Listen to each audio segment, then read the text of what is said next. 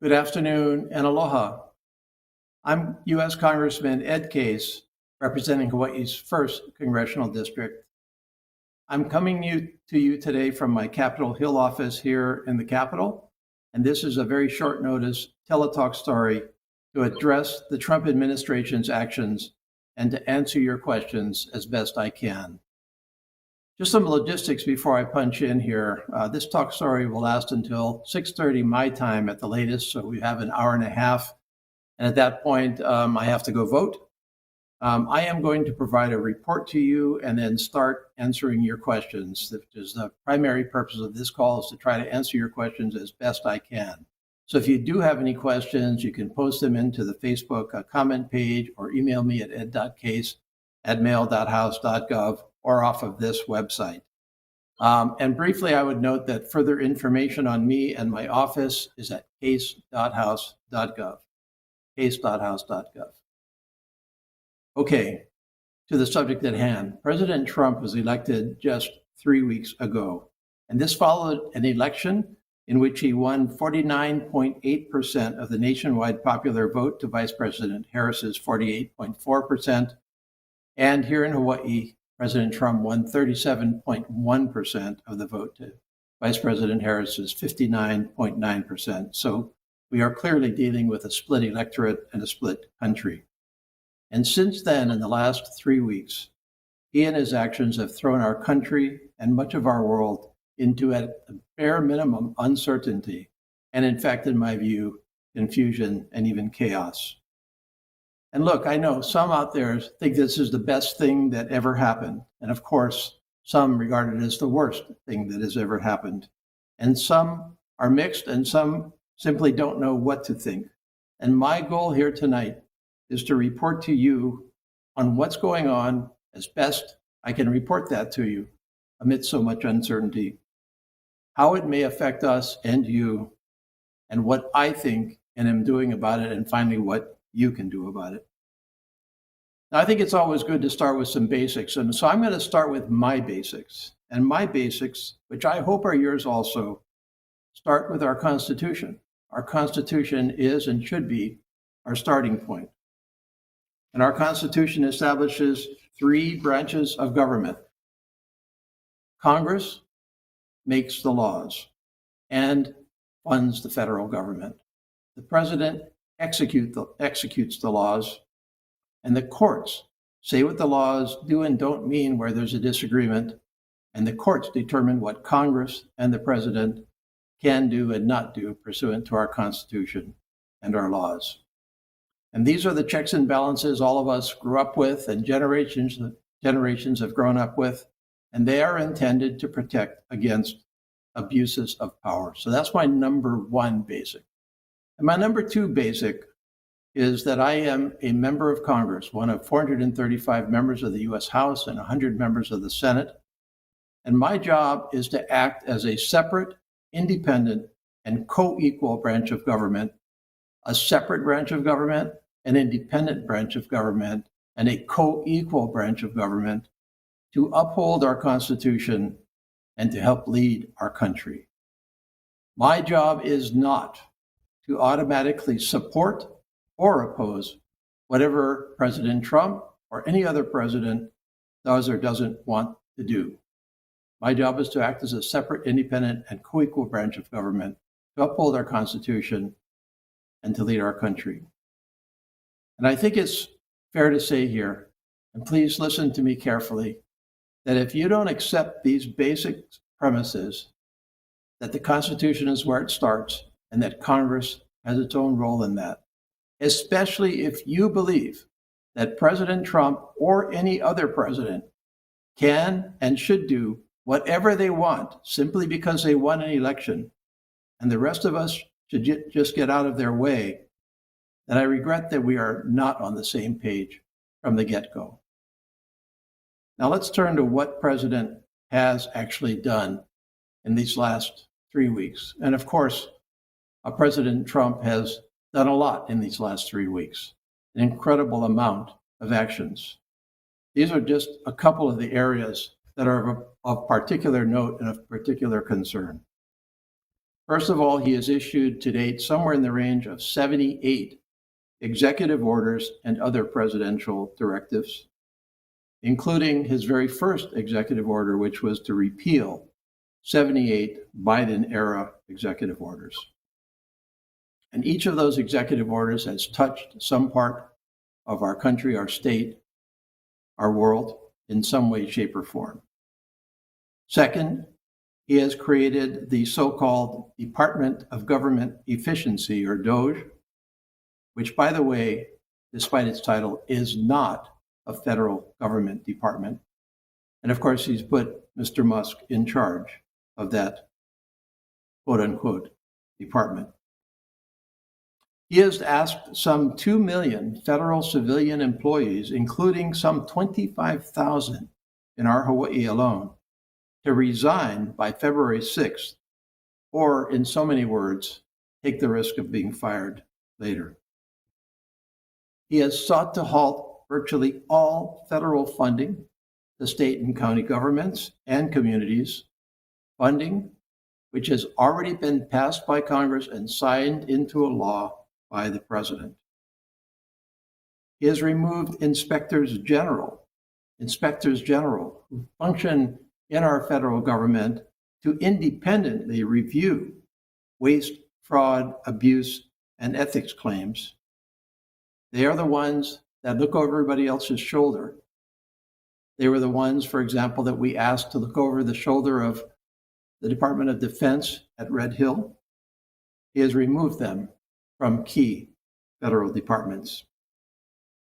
In the same vein, he has fired over the weekend, quietly, the head of the Office of Whistleblower Protection, which is a special office set up by Congress in law, signed by a president, to assure that whistleblowers who feel something is going wrong in our federal government, insiders who know something is going wrong, have a place to bring their particular claims, their particular concerns. That office head was fired. He has moved to dismantle whole parts of our federal government, which are authorized and directed by law, including the U.S. Agency for International Development, USAID, which directs a great amount of our foreign assistance to other countries, our non-defense assistance to other countries, and the Consumer Financial Protection Bureau, or the CFPB, which takes care of many of the aspects of our own financial protection. He, of course, has nominated some 22 to his cabinet or cabinet equivalent positions. 13 of those thus far have been confirmed by the Senate. The rest are pending, and none has been rejected in either a committee of the Senate or the Senate. Of course, he pardoned or commuted the sentences of the January 6th attackers, letting over 1,000 basically go free. I'm posting a link to a summary of his executive orders so that you can track them for yourself. There's more there that could possibly be described in this hour and a half so that you can basically see for yourself the extent of these orders. Now, a key question, of course, especially if you do not agree with many of these executive orders, which is the case with me, certainly, is in our system of checks and balances, what checks and balances are operating on President Trump? What checks and balances from the system that we have set up are there to control any abuses of power? Well, first of all, within the executive branch itself, within the Trump administration, any potential checks and balances internally to make sure that the Trump administration doesn't make mistakes, doesn't step out too far in excess of its authority. Areas such as the inspectors general, such as the Office of Whistleblower Protection, such as simply good, solid cabinet nominees who will say no. That has all been eliminated. So we cannot look to the executive branch for any kind of system of checks and balances on its own abuses. And in that case, one would ask, okay, fine, what about Congress? Can Congress function as a check and balance on President Trump? And the answer to that, unfortunately, is so far, no. Congress today is controlled with a majority in the Senate of 53 Republicans and 47 Democrats, and in the House of Representatives by a very, very close majority of about 217 right now because of some vacancies to 215. Nonetheless, the Republicans are in control of the Congress.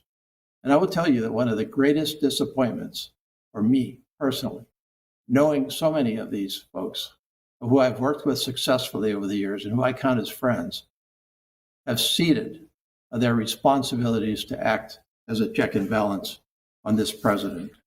There has not been one thing that this president has done in the last 3 weeks that the congressional Republican majority has said no to or has even expressed any objections to. And we can get into why that is, but here's the reality. At least today, at least the last couple of weeks, and at least looking out into the immediate future, thus far, there is no check and balance in Congress. So that leaves the third branch of government, our federal courts. And in fact, our federal courts are the only effective check and balance at the president, at present. Federal courts, of course, are set up independently. Federal judges are nominated by the president, confirmed by the Senate. They are given appointments that are purposely designed to insulate them from political pressure. And they are supposed to make decisions independently, and they are doing so. There are somewhere over 40 lawsuits now that have been filed in the federal court system against the actions of this president. And I'm asking my staff to post also a summary of those lawsuits so that you can see for yourself the status of those lawsuits. Most of these decisions to date have gone against the president for illegal excesses of authority. Birthright citizenship, for example. Now we can have a debate about whether birthright citizenship is or isn't a good policy. I certainly have had that debate with myself, but it is specified in the Constitution. Nonetheless, the president signed an executive order seeking to end birthright citizenship. And a judge, actually 3 judges now, 3 separate judges, have all said that's illegal. One judge said it was flagrantly unconstitutional, to use his words. In terms of the attempted halt to all federal funding to state and county governments and community organizations, that halt was sued to stop that halt, and a federal judge temporarily halted it while he took another look at it. He said that, quote, that was running roughshod over the Constitution by interfering with Congress's appropriations of federal funds. The Federal Employee Resignation Program was a federal judge issued a temporary restraining order against the administration of that program. In fact, that same judge is due to rule today on whether to continue that freeze on that particular program, which affects so many millions of our federal workers across the country. There have been lawsuits on dismantling the U.S. Agency for International Development. Why? Not because it is or isn't a good policy reason policy-wise or good agency policy-wise. Perhaps we can debate that. I support it. Not because of any claim that particular agency has wasted taxpayers' money. No, because it was established by law and signed into law by a president. It is the law. It exists subject to law, and the president has attempted, by his executive order and other actions, to dismantle that agency without doing so by law. So in other words, it's illegal. The DOJ accessing private citizen data, which is probably the biggest concern I've heard from so far, under which Mr. Musk's DOJ has attempted to gain access and has actually successfully gained access to ordinary taxpayers' most private information, tax information, benefits information, Social Security information. Courts have said, stop that right now because we're not sure that it is at all legal. So the federal courts are our only real check and balance in the immediate future, and they are certainly doing their job, and they are certainly being attacked for it. Now, you could ask, what's going on really in the big picture? And I like to ask that when a lot of things come at me real fast, when it's confusing, when it's chaotic, when it's uncertain. I like to talk about the big picture and say, okay, well, what's really going on here? What's actually being attempted here by President Trump and his administration? And I'll give you a couple of answers. And I'm not sure because I'm not inside his head. I'm not inside the inner circle of advisors. I don't know what their deep, dark strategy is. But there's a couple of things that I think are going on. I think, first of all, of course, they're trying to advance a political agenda. And that's fair game. That's fair enough. This president fairly won a national election. This president said what he was concerned about. He said he was concerned about the cost of living, although none of what has happened so far, as far as I could tell, has one thing to do with the cost of living. He said he was concerned about taxes. He said he was concerned about other things. And clearly, of course, they are trying to advance a political agenda, and that's fair. That's fair to advance it. That's fair to bring your proposals before Congress. That's fair to have that debate in Congress. That's fair to try to win in Congress. And that's fair to try to achieve. And so that's clearly one part of what they're trying to do. However, it's also very clear that on many fronts, this president is attempting to punish enemies and remove any effective opposition in the administration, in Congress, and externally, essentially to take off all of the guardrails that are parts of our system of government that our forefathers set up and that prevent these kinds of abuses of power. These are definitely a target of the administration. I think one of their goals is, in fact, to reduce the size and the cost and the extent of the federal government. And again, fair game. That's fair game. I think that many of us, and I'm one of them, are concerned about the scope of our federal government, about its overall size, about its overall cost, about its extent. Are the core functions of government being taken care of? And are we doing too much beyond the core functions of government? Certainly, we should all be very concerned about debt and deficit and interest on our national debt and appropriations and budgets and money spent and whether there is waste, fraud, and abuse in any event. How great is that? And that's fair game. We should have that discussion. We need that discussion. I welcome the discussion. However, under the guise of taking a look at the size, cost, and extent of the federal government, I think one of the big picture goals here is clearly to gut specific parts of our federal government that hinder other goals. Certainly oversight of the largest corporations in our country, certainly oversight of our financial institution, certainly key parts of our foreign assistance.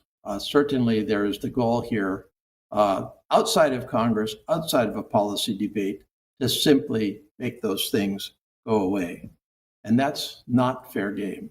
That shouldn't be the way that we address our issues. I think there's clearly an effort going on.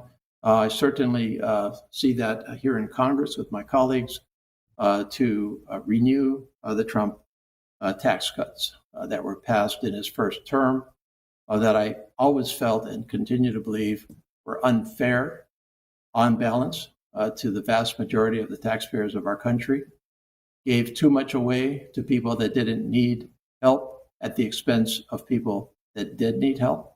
And one of the chief goals of this presidency and this Congress, in the first few months of this Congress, is to renew those Trump tax cuts, which are expiring. And to do so, they need to make the argument to some of their colleagues in Congress that they are saving a great deal of money by cutting in our federal government spending. So in other words, if you're going to reduce revenues, then you should reduce expenses also in order not to increase the national debt.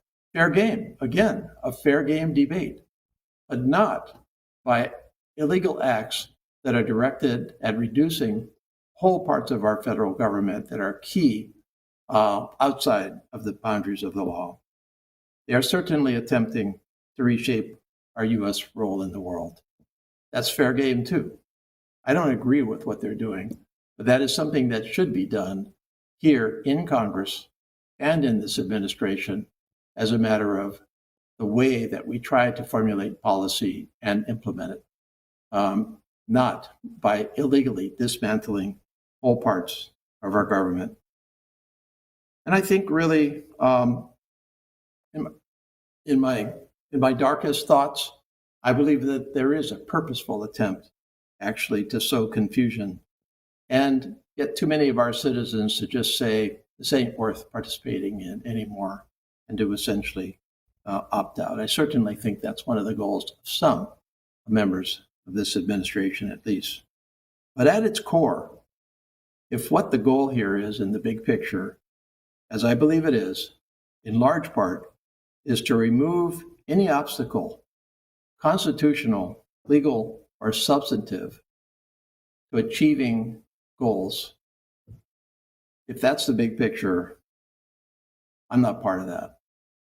Now, what can we expect going forward? What can we realistically expect going forward? A couple of things. First of all, I don't think this is going to let up. I think we are going to continue to see executive orders, which of course are orders that are by the executive branch binding on the federal government in many cases that don't have to go through Congress. I think it's tragic, but the reality is that we'll continue to see legislative support by my colleagues in the Republican Party in Congress for Mr. Trump's agenda, regardless of whether they are illegal or unconstitutional. It's a tragedy. I think we're going to continue to see attacks on federal departments and on federal executive branches and employees. I think we're going to see increased activity in the federal courts, given that that's the only effective check and balance today. And we are going to see conscious attempts by this administration or its friends to undermine the judiciary. And we have already seen that over the weekend when Mr. Musk called for the impeachment of some federal judges that happened to rule in a way that Mr. Trump did not agree with. Unfortunately, we're going to see increased doubt and disruption in the world because the world looks to us for leadership. The world looks to us for guidance. There are two people in this world that are the most happy with what has happened in the last 3 weeks. One of them leads the People's Republic of China, and one of them leads Russia. And this is the best thing that's ever happened. Not in a long time. This is a gift from on high. And that is going to continue to concern us all as we have to deal with our friends and allies and partners around the world who are having to deal with a much different United States of America and asking themselves the basic question, did we miss something? Did the U.S. somehow change? Is this a different United States? And can we place our bets with the United States anymore in terms of our future in the world? Finally, for Hawaii in particular. In Hawaii, we have, of course, many really key federal programs, many key federal efforts from our Department of Defense, which accounts for somewhere in the range of 20% of our total economy in Hawaii, 20% as the second largest economic driver for our Hawaii, in addition to, of course, critical to our national security in a very, very volatile Indo-Pacific.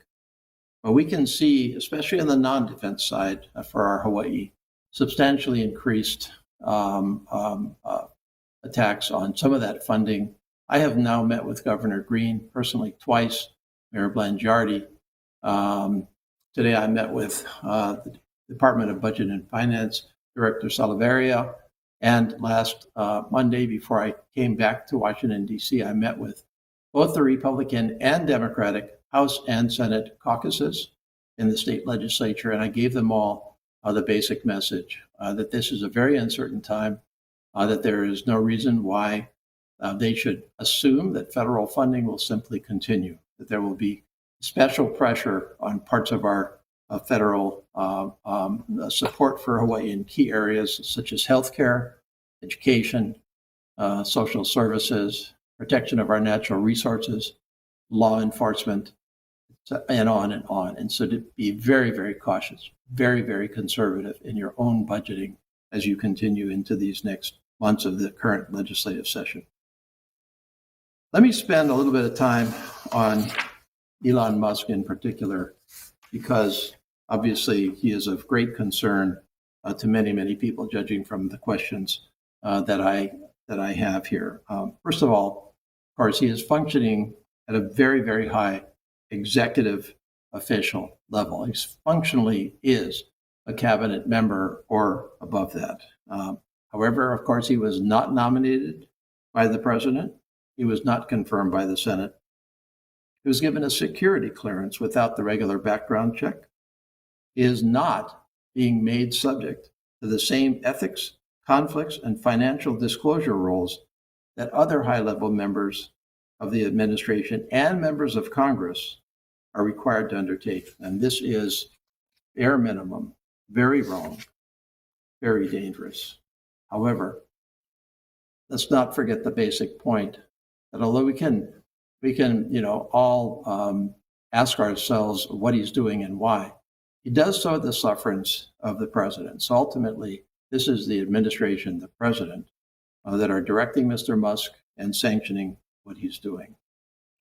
Now, what do I think and what am I doing? Well, first of all, I am going to work with my colleagues in Congress, Republican and Democrat, and this administration substantively where I can. I don't believe in what one constituent asked me to do, which was absolute resistance. I don't believe that that's wise. I don't believe that that's realistic. I don't believe that that's good for our country. I don't believe that's good for our Hawaii. I'm not going to simply say no, period. There's whole areas where I think I can and should work on your behalf with whoever I can. Again, I would go back to the size, the cost, and efficiency of our federal government and our federal debt and deficit. That's a critical issue for our country. And if I can work with anybody to try to solve that, I will.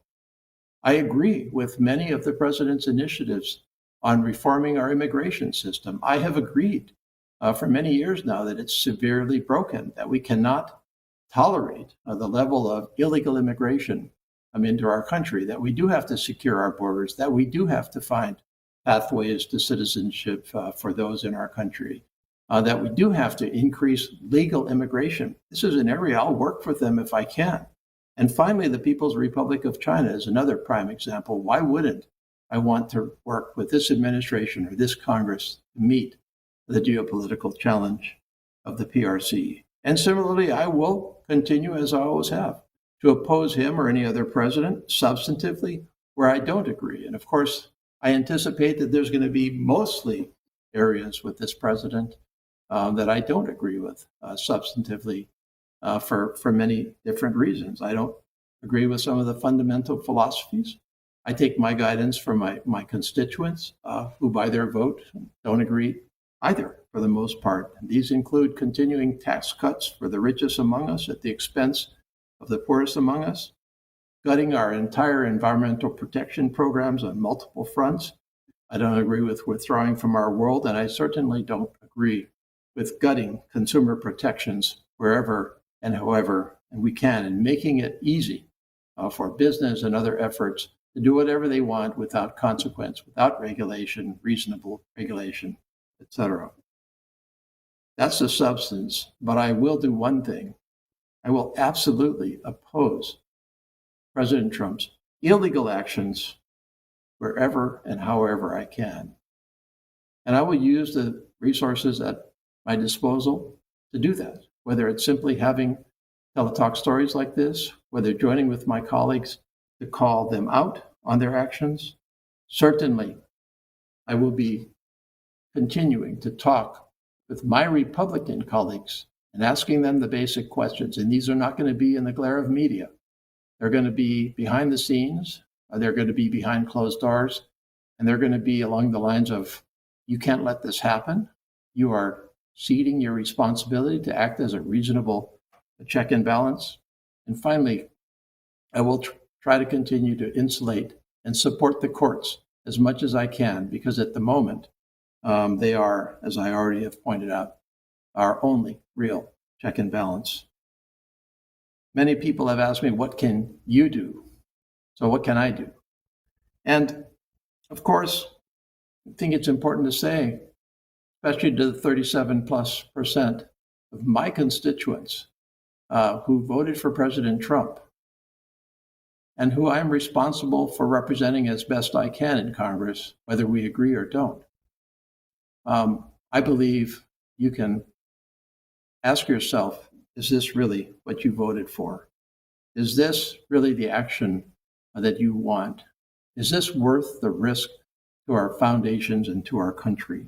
And I think if you didn't support President Trump, but you have friends that did, you can enter into those difficult discussions yourself, because the only way that this is really going to reconcile itself across the country is if we have these discussions and if we actually ask ourselves these questions among ourselves and try to come up with what I think is the end conclusion, which is almost 50% of Americans didn't vote for President Trump for no reason. Obviously, we're concerned about the direction of our country. And can we find a way together to address those concerns for the direction of our country without sacrificing our country along the way? You can have those discussions. If you are affected directly by President Trump's actions, whether you're a federal employee or a nonprofit or otherwise by a federal funding freeze, please let us know, because I need to catalog the actual results back in my district to be able to carry my arguments here in Washington. And if you disagree with President Trump's actions, I think you can do a couple of things besides contacting me. I'm making my thoughts very clear. And so perhaps it's better for you to direct your disagreement elsewhere, since we are all already in agreement on the concern. I think you can certainly support the various organizations out there that are carrying a lot of the water in terms of objecting to Mr. Trump's actions, including in the federal courts. It's important to note, by the way, which I didn't earlier, that Congress does not have standing to sue. That's why you're not seeing members of Congress show up to sue President Trump. This is, I don't want to get into the legal mumbo jumbo details of it, but that's the reality. I can't sue President Trump, and neither can a collection of us sue President Trump. We have to have directly affected organizations out there to do those lawsuits, and that's what's happening. Of course, you can also contact your family and friends in other states where there are members of Congress or who are in the Republican Party who can actually provide a check and balance on President Trump if they want to do so. And I think it's important for us to all communicate, especially to those members, because one thing that I know will make the biggest difference in this entire picture as we go forward is if my Republican colleagues decide that enough is enough, this is too far, and they're not going to put the country at risk. They're not ready to do that yet, but maybe they will. So in conclusion, and I apologize for taking so long, I do believe that these are very dangerous times for our country. Not just because of deep policy disagreements. No, that's not the reason.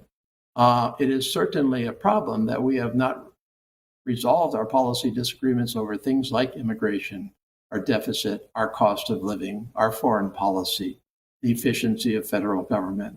Those are all policy disagreements that we need to reconcile. No, the reason that this is a dangerous time for our country is because this is an attack on our foundations. And that's the danger. to all of us. Now, I guess we could all sit here in despair and not participate, and maybe some people would welcome that, right? I don't feel that way. I do have faith in our democracy. If you look back over our history, we've weathered times like this before, and we have righted ourselves along the way. Hasn't been easy. Sometimes democracy is messy and difficult. But I will say also that although I have faith, and I hope you do too, that's not enough. Can't just sit back and simply have faith that democracy will work at the end. We know democracy is fragile, we know it can be threatened, and we certainly know it can be eroded, as is happening today. And so each of us in our own way have to act to protect our democracy as we can. And I'm certainly going to do that as your representative in Congress. Again, for more questions, for more information, please go to case.house.gov. Okay, in the time remaining, I'm going to try to answer as many questions as I can. And I don't mean to rush any of these questions, but I have a list here of a couple hundred questions that people send in advance, as well as people that have been doing so during this talk story. So perhaps some of this is going to be a repeat, but I will try to cover these. Trump has taken many illegal actions in just the first few days of his administration. Besides impeachment, what can members of Congress do to hold him accountable? Well, we can certainly talk as we are today in a individual and a collective and coordinated message out there to the American people. There are, I forget how many, but there are several short notice talk stories that my colleagues are having with their constituents, just as I am right now, to try to answer your questions and answer the basic question, what can we do about this? We can certainly keep that. We certainly have very, very key legislative deadlines that are coming up, at which there are plentiful opportunities for us to try to reinstall guardrails on this president, to cancel his most injurious actions. We have a appropriations deadline coming up in mid-March. We have another one coming up at the end of April. We have a debt ceiling vote that is coming up later this year. And recall, the margins are very, very narrow in Congress, very narrow. 217 to 15 in the House, meaning that if only 3 Republicans disagree with where President Trump, wants to go, or disagree with what their leaders are trying to achieve, that requires a Democratic participation. And in fact, if you look back over the last couple of years of split government, in fact, the only way that things have really been achieved on a big picture basis in Congress has been through bipartisan compromise legislation. Those opportunities are there. Certainly, we will pursue those as much as we possibly can.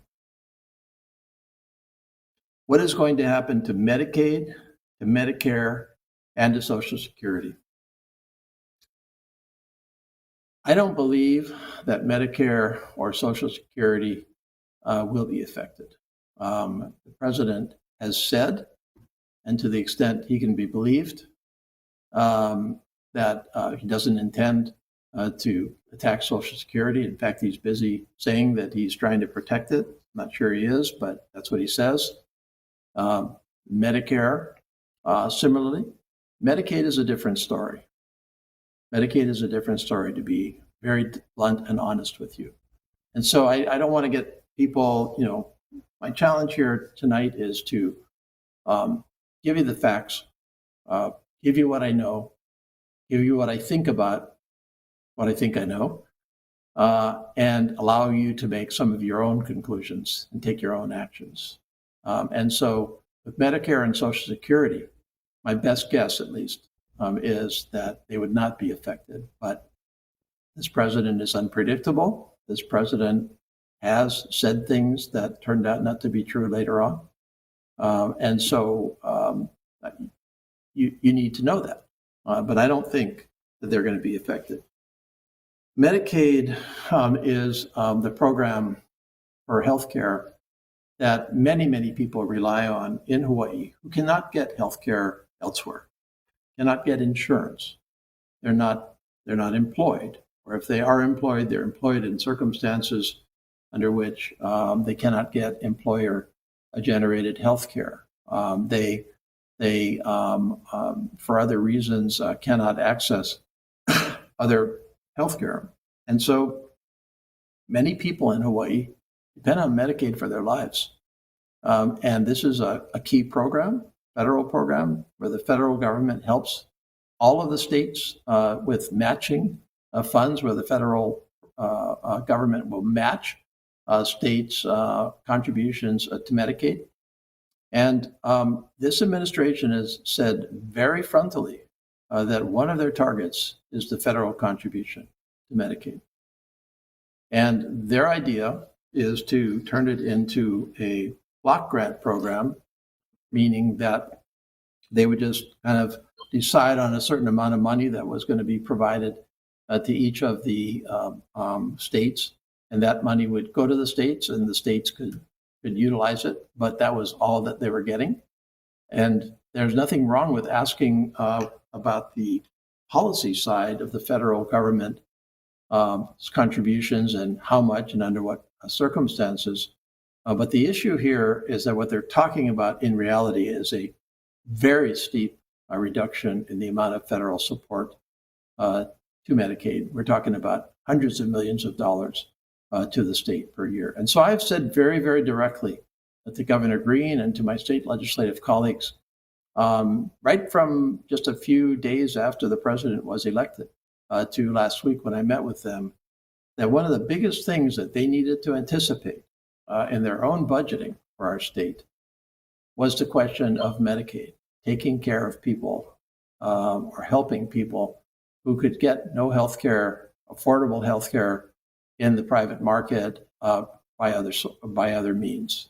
And we're talking about, I forget what the exact figure is, but it's at least 100,000 people. I think it's more. And fundamentally, the state, if that happens, will have to make the determination whether they will increase the amount of state-funded Medicaid or reduce the benefits or simply not cover as many people. And those are difficult choices. And so I've tried to tell them very realistically that. So no, I can't give you the same assurance on Medicaid as I feel more comfortable with Social Security and Medicare. Okay, will you oppose any GOP bill or initiative? No, I won't oppose any GOP bill or initiative for the reasons I gave you earlier. If there are GOP bills that advance a policy that Democrats and Republicans can agree on, that advances something that's important to Hawaii or to the Indo-Pacific, that tries to advance a constructive answer on some of our challenges, no, I'm not going to automatically oppose it simply because I feel very strongly about the actions taken by President Trump.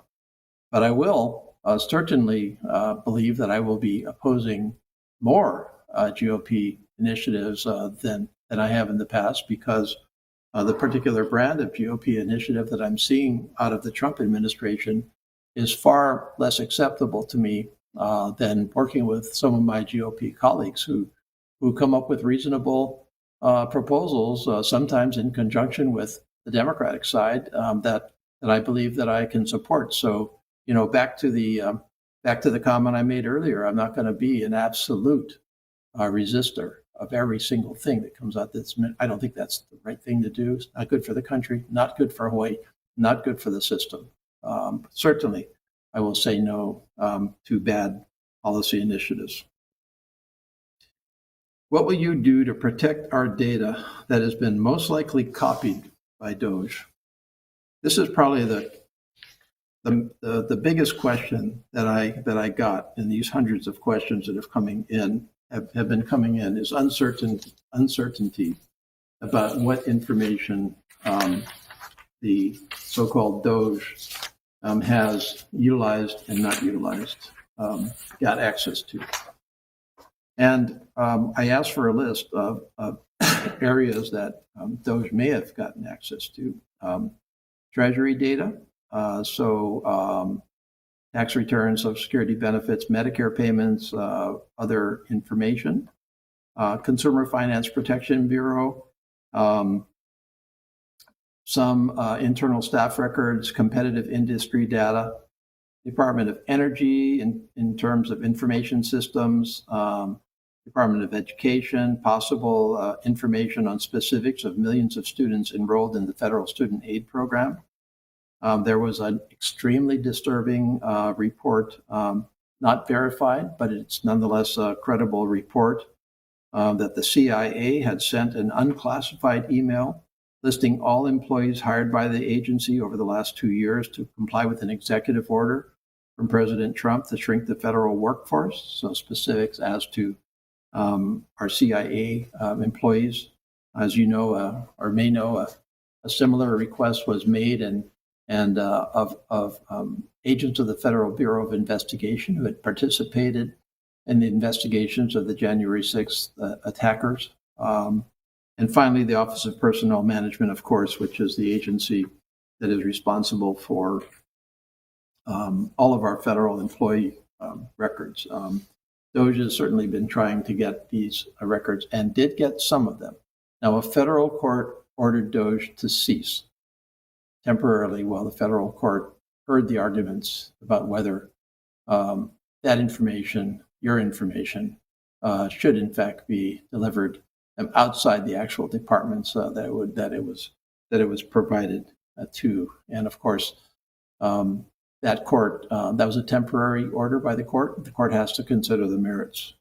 I will do anything I can to protect your data from utilization by Doge, not an official agency of the federal government, not under the same specific confidentiality requirements as the rest of the federal government.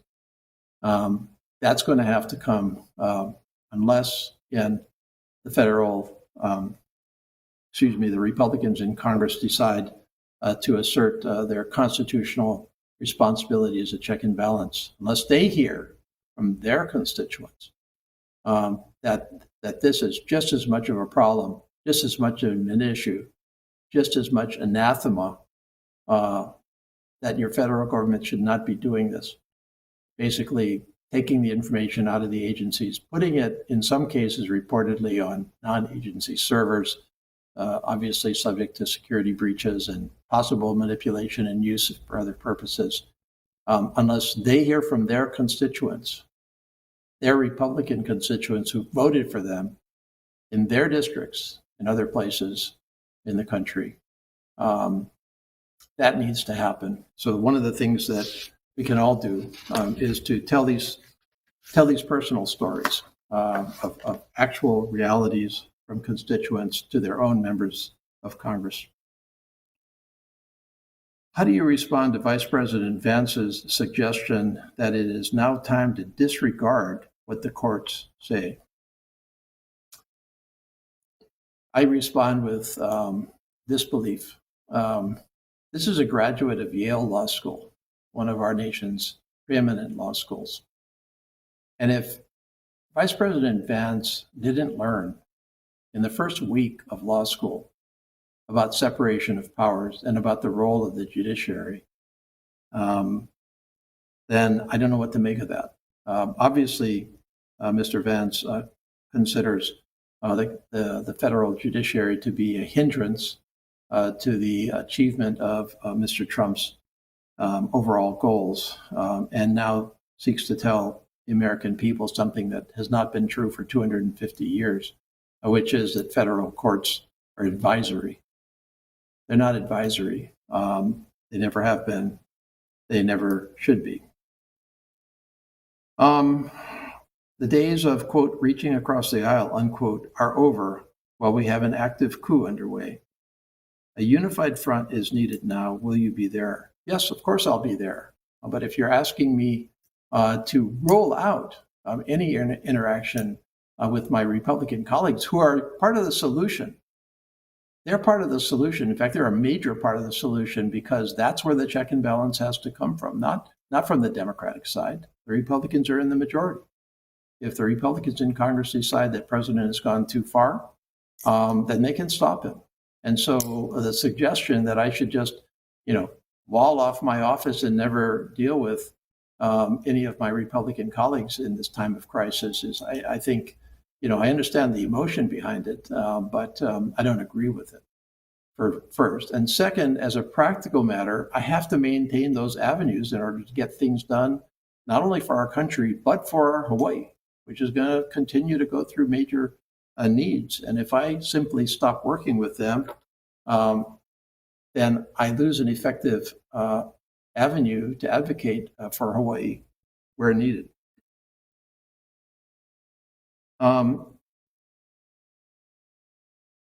Whether as someone who works across the aisle, you have a sense that Republicans actually do understand the danger. I wish I could answer that. I will tell you very honestly, again, 37% of my constituents voted for President Trump. And I'm sure many of them are very happy with what's going on right now. But I think many, if not most, I would hope at least, understand that the current path has great danger. Of course, they want the president to succeed. They wouldn't have voted for him unless they thought there are major issues in our country and in our Hawaii, issues that I think we all have to acknowledge and act on regardless of what party we're in. But it's one thing to understand the danger, and it's another thing to actually do something about it. And I think that too many of my colleagues right now, they do understand the danger. They want President Trump to succeed, and they're willing to pay the cost for that. That's my blunt assessment. And I think that that's a tragedy because I think that President Trump could advocate for a policy that was responsive to the people that voted for him, could work things out in our country to get us to a better place without challenging and attacking and undermining the foundations of our government. And I think some of my Republican colleagues will never agree with that. They believe fundamentally that the end justifies the means. And I think that that's probably true with some of my constituents. But I do believe, and I hold out hope, that whether it's within Congress, whether it's within any district in this country that voted for a Republican colleague, and whether it's my own constituents, that you will be able to look yourself in the mirror and ask, is this the right direction for our country? And will you find the right way to say that this is not going to work out well if we go down this road? But clearly, that's very difficult because you don't want to break with the pack. Some of my Republican colleagues, I'm sure, are simply scared at this point, politically scared. They think that President Trump holds the key to their political future. And if they break with him, they will be primaried, marginalized, et cetera. I think it's too bad because if there was ever a time for somebody to stand for what the country needed as opposed to what your own desires and ambitions are as an office holder, this would be one of them. Let's see. Is DOJ considered a legitimate agency? If not, what can Congress do to rein DOJ in? DOJ is not a legitimate agency. It was not passed by Congress. It was not signed into law by the president. It is not a department of the federal government. It is essentially, in so many words, an ad hoc working group of folks that President Trump convened and turned over to Mr. Musk to run. And that's what DOJ is. And Mr. Trump has sanctioned what they do, has essentially given them the power that he has as a proxy to carry out the actions that they're doing. So this action is not official. other than that it is official as the president gives it the power, gives it the proxy to act as it is. What can Congress do to rein Doge in? We're back to the same basic dilemma that we have. Congress is not going to function, at least for now, as an effective check and balance. Now, it's been 3 weeks. I have talked to my Republican colleagues during that 3 weeks. Clearly, many of them are very uncomfortable with these directions by Doge. After all, I think, again, many of them actually do believe in our systems of government. Certainly, as I'm an appropriator, so I'm responsible for the federal funding. And if there's one thing that is pretty key to our federal system, it is that Congress makes the law and appropriates the funds. The president doesn't do that. The president is responsible for executing our laws. The president is responsible for administering Congress's direction of where and how funding should occur. The president's role in all of that is he can veto a law if he wants, but if the law is signed, it's the law of the land, and he's supposed to administer that. And certainly, certainly congressional Republicans on the Appropriations Committee, my colleagues that I have to work with on federal funding, who again are my friends, people that I work successfully with, they have to appreciate that a president's usurpation of congressional power, of the purse, the ability to designate funding, is not good for Congress, not good for them. And so fundamentally, there is a hope that as the president's actions mount, as real constituents in their districts talk to them, that they will exert some presumably very quiet check and balance on the president, as in, we can't go down this road, we're not going to call you out publicly, but if you keep going down this road, we'll have no choice. That's a hope, but whether it's going to happen, I really can't tell you for sure. Okay, I keep going here. What is the confusion and chaos of Trump 2.0 that you are referring to? I hope that in the last hour, I've tried to give you some illustration of confusion and chaos. And frankly, I don't know whether this question is a question asking for an answer, or whether it's a rhetorical question that simply kind of is there to as a statement that maybe it's not so confusing and chaotic. And there's other questions that are along those lines, which are what's really wrong here. I've said what I thought. Again, if you think that the basics don't apply, that the Constitution shouldn't apply in this situation, that we shouldn't have a system of checks and balances, and we're kind of hard pressed to talk to each other because we're not in the same starting page. I will tell you in no uncertain terms that although maybe if you're asking this question seriously, if you haven't felt chaos and confusion, millions around this country have. Millions. Starting with federal workers who came to work one day. Actually, they just opened up their computers, and 2 million plus federal workers had an email that, first of all, came from a server that was not their official federal server. It was an external server that basically said, in so many words, within what was it? It was 15 days or something like that when they got it. Less actually. That they were invited to resign, tender a resignation, and if they didn't resign, they were taking their chances. That was pretty much it. And what would you do if you were one of them? 25,000 of them right in Hawaii. And you know what? These are key federal employees. These are Pearl Harbor Naval Shipyard workers. Some of our absolute best. 6,000. The top industrial employer in all of Hawaii, doing the best work in the entire Navy with our most incredible security requirements. We're talking about nuclear engineers. We're talking about welders. We're talking about a whole range of people. What would they think? We're talking about the people, the civilians that are busy defueling Red Hill.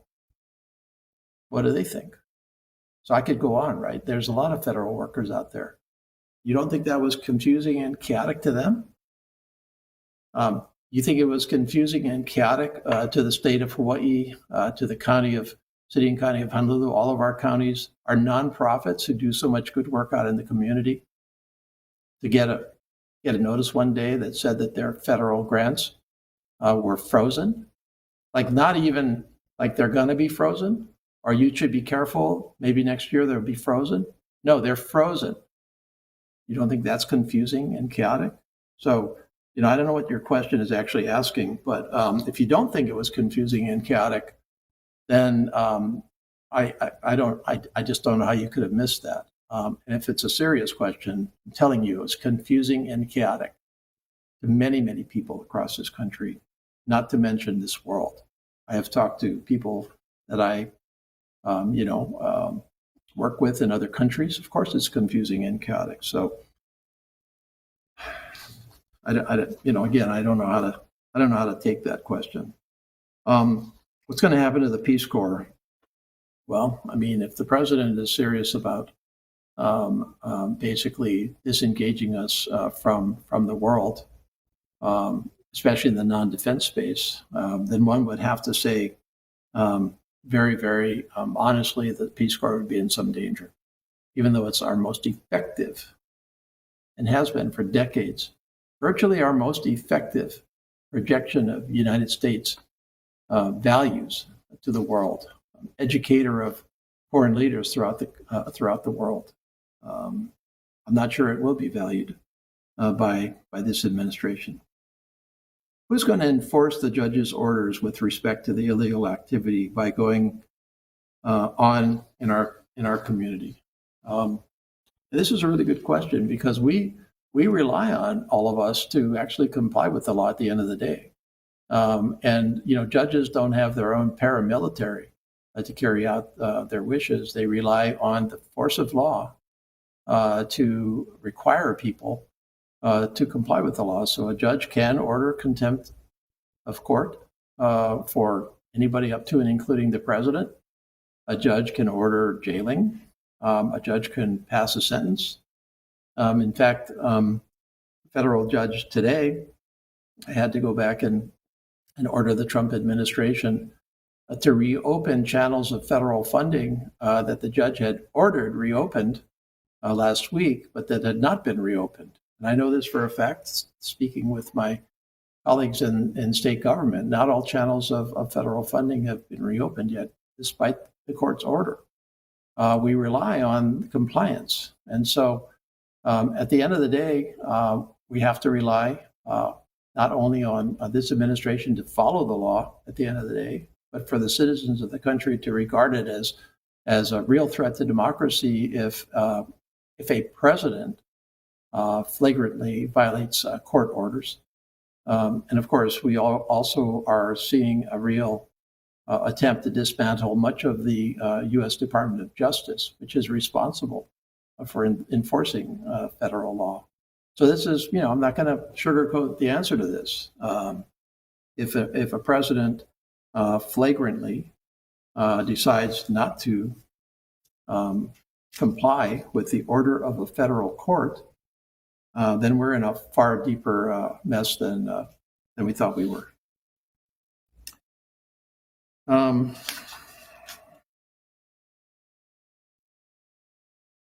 have many questions for you. Let's be honest. Do you really feel your constituents are confused about the new administration, or are you simply trying to put the idea in their heads? I kind of answered this earlier, and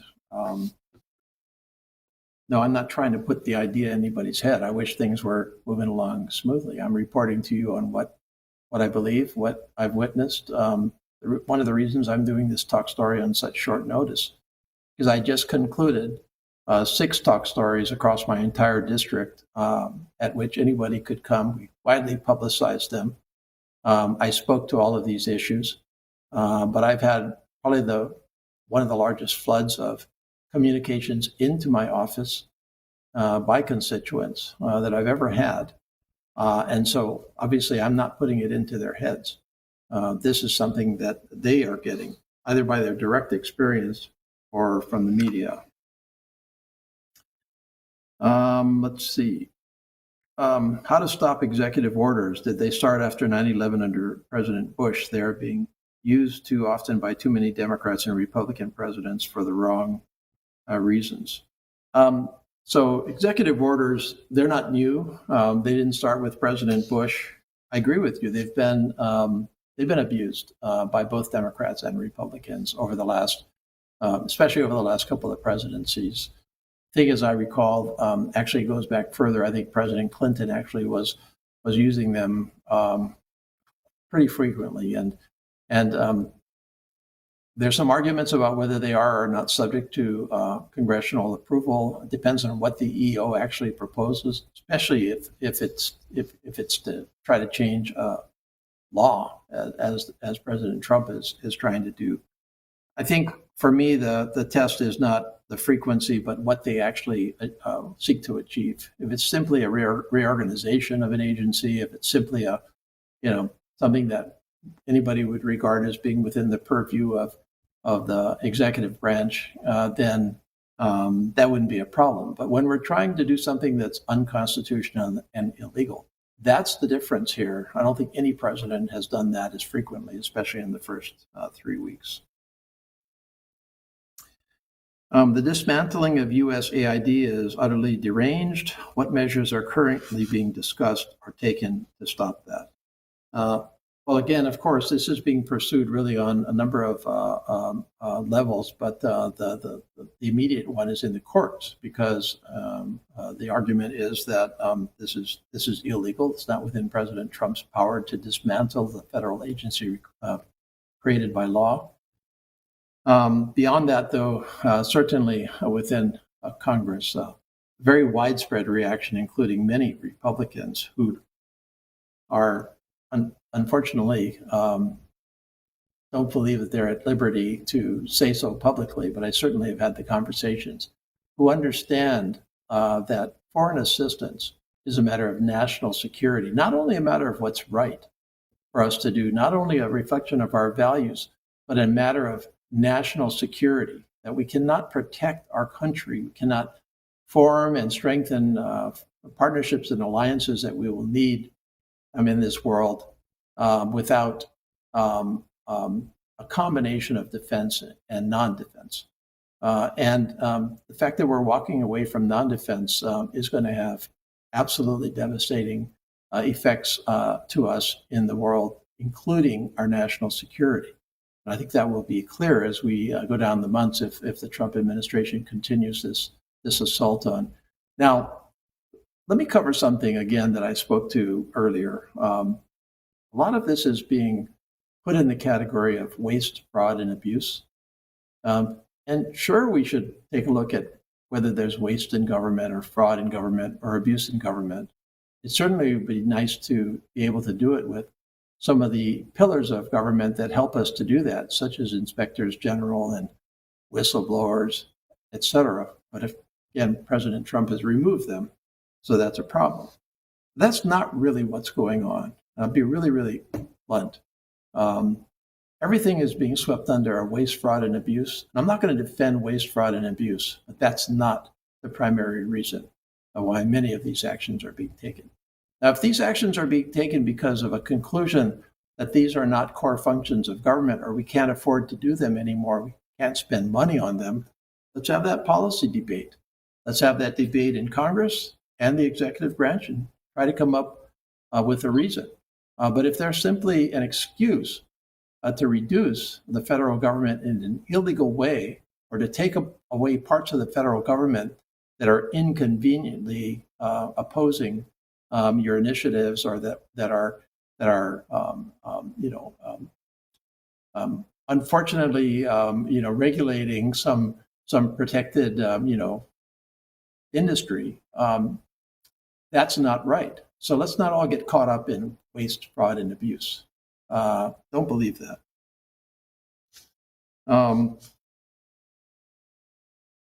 There's a specific concern for funding for Maui. I think that we have spent over $2 billion now on trying to help Maui. We got as far ahead of this as we possibly could. The biggest key right now for Maui is what we call Community Development Block Grant, disaster relief funding, which we just got reauthorized in the late last year after a lot of really good work by the delegation. And that's in excess of $1 billion, somewhere around $1.6 billion. And one has to ask whether this will be impacted, especially since President Trump has unfairly targeted the Federal Emergency Management Agency as being ineffective. I think anybody that saw FEMA in action on Maui would know that that's just dead wrong, dead wrong. And we're going to have to protect that funding. So that's a definite challenge. Why is it legal for the administration to freeze and take away funding that was passed by Congress? It's not, and the federal courts are saying so. It seems that Democrats do not have a cohesive response to Trump's shotgun chaos attack. Somebody has to be in charge to plan to place people to address the various attacks. I agree that the speed and breadth and in many cases audacity of the Trump administration first 3-week plan, which I think was pre-planned in advance. So I don't think this is happening on an ad hoc basis. I think this was very deliberately planned. It was designed to overwhelm. It was designed to sow chaos and confusion in part.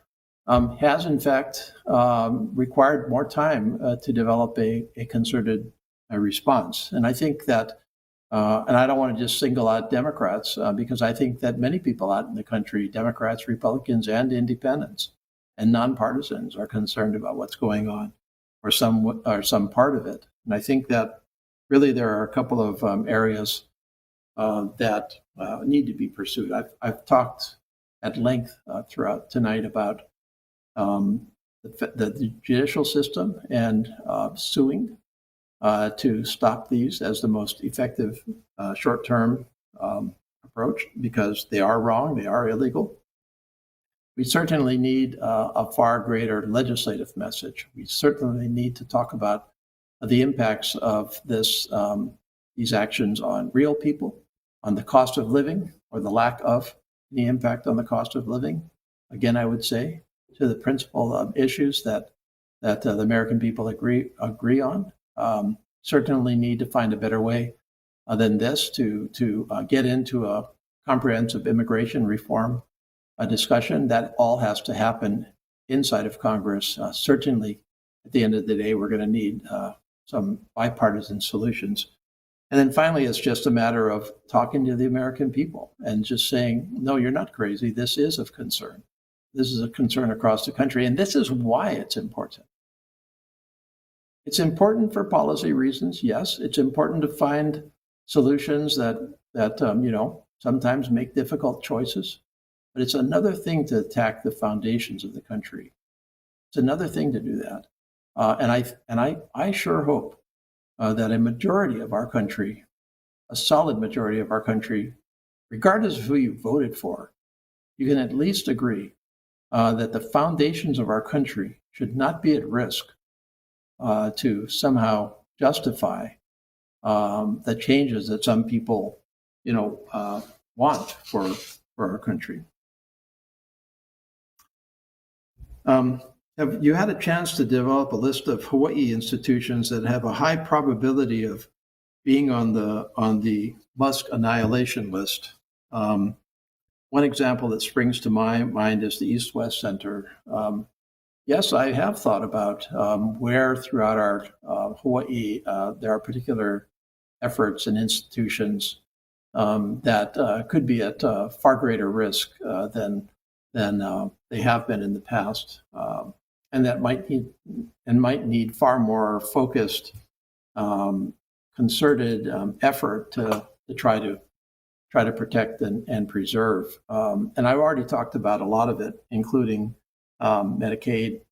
There's an effort to dismantle the Federal Department of Education. Of course, we all care deeply about education, and federal government assists us with the education of our keiki.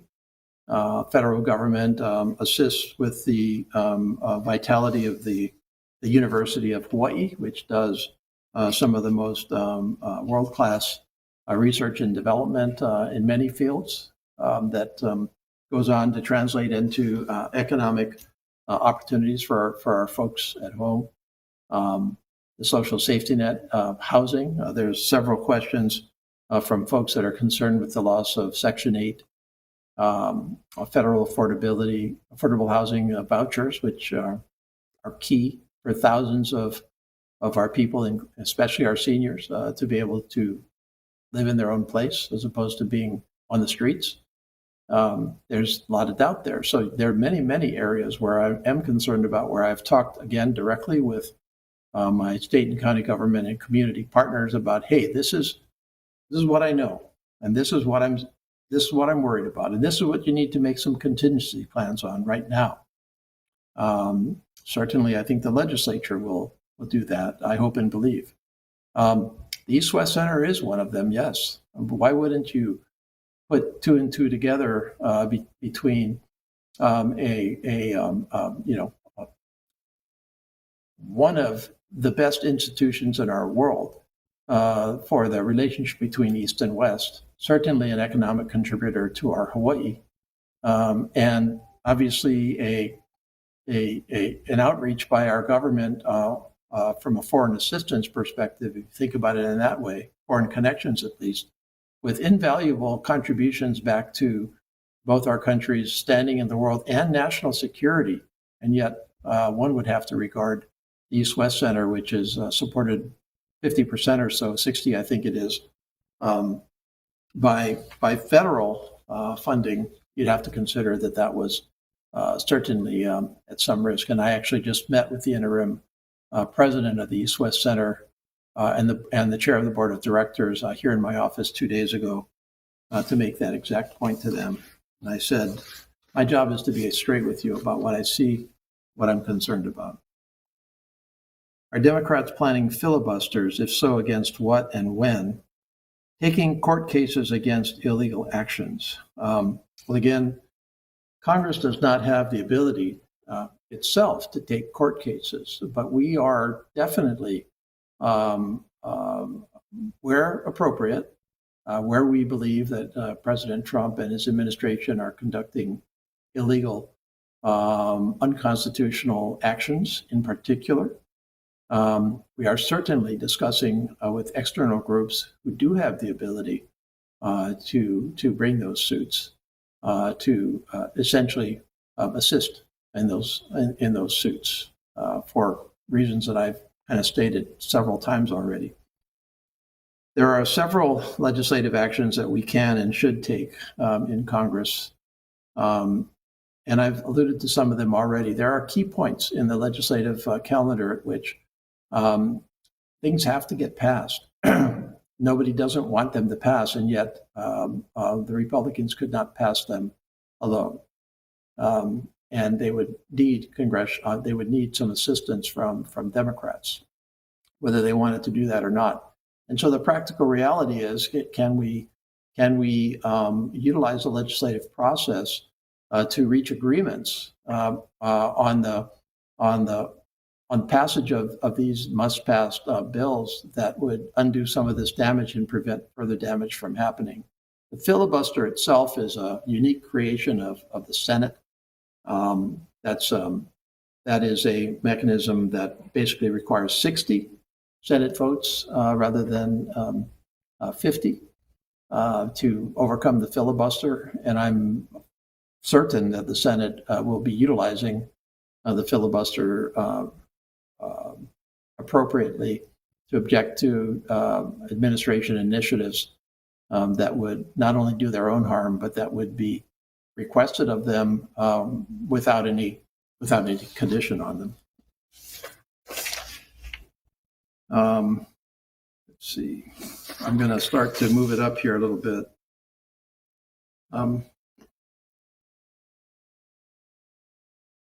Let's see. This is a pretty long one, but I underlined this particular comment. I'm all for fiscal responsibility and accountability. This is somebody that actually voted for President Trump. I'm all for fiscal responsibility and accountability, but so far, Musk's actions seem reckless, chaotic, and cruel. This goes back to my earlier point. There's lots of areas where I agree with the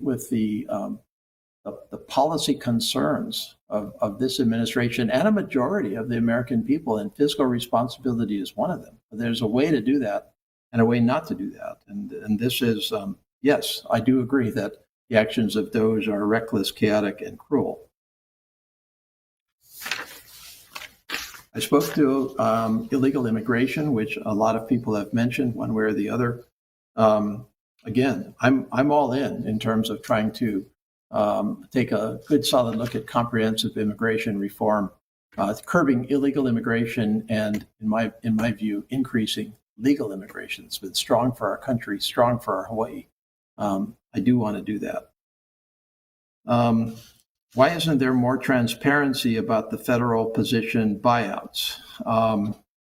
Possibly because they really didn't think them out in any great depth, and they just wanted to kind of scattershot them out. They actually sent this email. They just kind of found all of the emails for federal employees or asked for them or required them, scattershotted them out. Then they had to start taking them away. For example, they sent them to all of the Department of Homeland Security, most of the Department of Homeland Security, which by their own definition they didn't want to do, but those employees got those notices.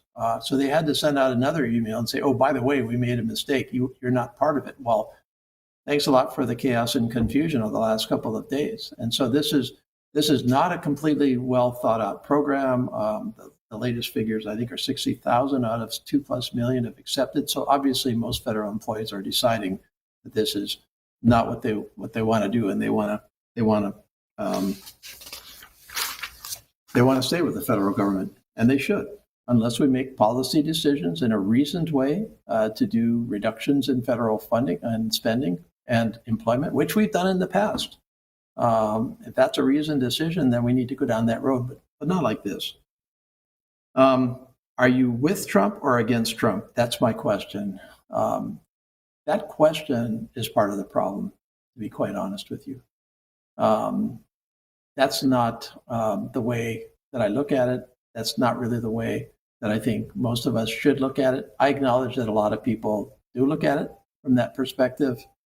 I'm not one of them. I can't afford it, but I've told you exactly what I thought about what was going on with this president right now, what the consequences are, what we need to do about it. My time is very short. That was a way too fast hour and a half, and I'm going to have to sign off here in 3 minutes. So I'm going to just see if I can squeeze one or two more questions out of this. I mean, most of these questions I've already hopefully asked in one way or the other. Let me wind down then by recapping a little bit of what I've said here. So to the basic point, these are indeed confusing, chaotic times. I don't believe, unfortunately, that it's going to get better. I don't think that we're all going to wake up and, tomorrow or a month from now and life will have gone back to, what it was before this president. And again, some people are very, very happy with that. Some people, it's the worst thing that ever happened. And for many people, you just don't know or you're uncertain. And all of you that believe that, I represent here in Congress. I believe that we have key policy disagreements and key policy areas that we can agree on in this country and that we must agree on in this country. But I do not believe in doing so in an illegal way. I do not believe in doing so in an unconstitutional way. I believe in the checks and balances. I believe in our system. I believe we need to return there as fast as we possibly can, whether the courts order it or whether my colleagues in Congress decide immediately or the next this term of Congress to check this president, or whether we actually see those changes in the next set of elections, which are still 2 years away. I'm going to be here to try to answer your questions. I'm going to be here to try to do the right thing as I can by you, by Hawaii, by our country. I'm going to look forward to staying in touch with you and reporting back to you as I can. Again, for further information, if you want an actual answer to your question that I didn't do here, email us at ed.case@mail.house.gov, and we will try to get your questions answered. For more information on my office, case.house.gov. So from Capitol Hill, after I hope that I answered some of your stuff, but it's obviously difficult to predict what's going to go on. We will sign off at this point. I got to get to a vote. So talk to you again soon. Mahalo.